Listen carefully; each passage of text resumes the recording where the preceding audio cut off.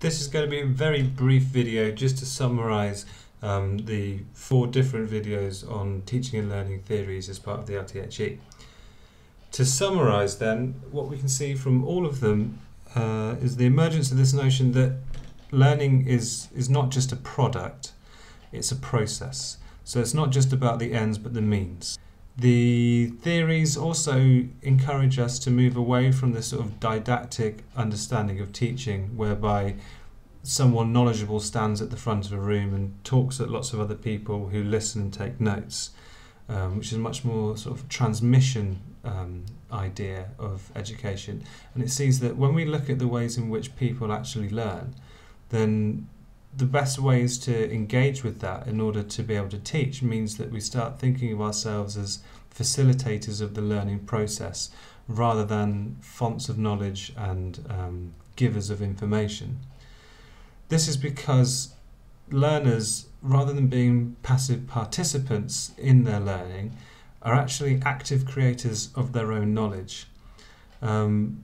This therefore stresses the importance of learner activity, and that's why we talk about interactive learning.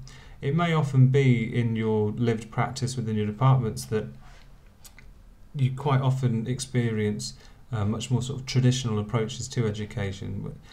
We still have large lectures, lots of students in there, and quite often a direct lecture transmission of information is the most common way in which we teach and learn at university.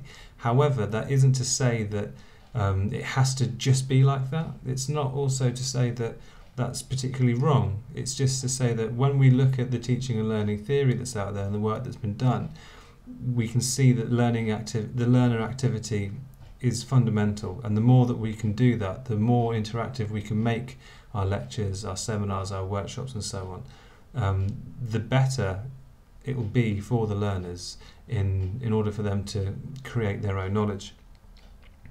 In addition, we can also see that learning is a social activity as much as an individual pursuit, and this informs us in terms of thinking about the wider community, thinking about the university as a whole.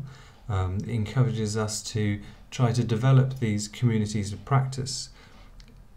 Ways in which we might do this are varied and multiple, but when we look at the education strategy for the university and we start thinking about things like research-led education, these definitely bring up opportunities for us to develop such communities of practice.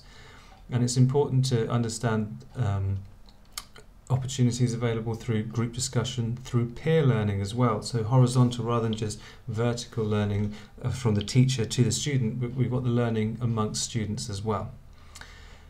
In essence, what we see here is an understanding of the facilitation of the construction of knowledge rather than merely the transmission of information, and that is situated within a larger social context which isn't isolated but embedded within human interaction and activity. If you've got any feedback, if you want any more information, any questions or queries, don't hesitate to get in contact with us at lthe@exeter.ac.uk, and I look forward to hearing from you soon.